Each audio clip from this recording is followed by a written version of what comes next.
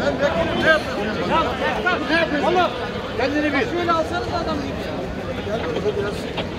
Hocam gel hocam. Gelin ya gel.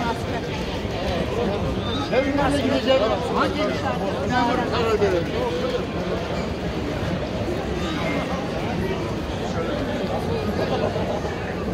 Değerli halkımız, pazar günü kongremiz var. Halkımızı kongremize davet ediyoruz. Değerli halkımız, pazar günü Küçükçekmece'de Halkların Demokratik Partisi'nin ilk kongresi var. Herkesi oraya davet ediyoruz. Yaptığımız bu. Şey yapmayın. Halkların Demokratik Partisi'nin ilk kongresi var.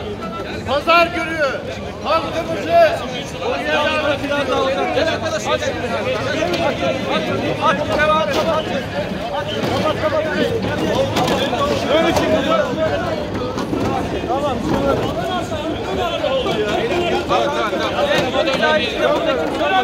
Çık dışarı. Çık. Siz hocam.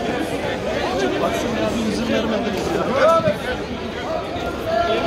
Fatih'in sonu gelsin. Dinliyor mu?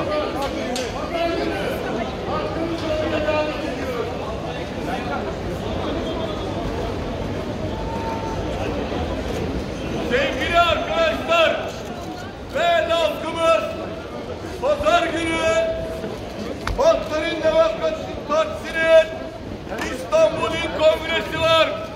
Halkımızı geniş katılım olarak ilk kongremize ve iradesine sahip çıkmaya davet ediyoruz.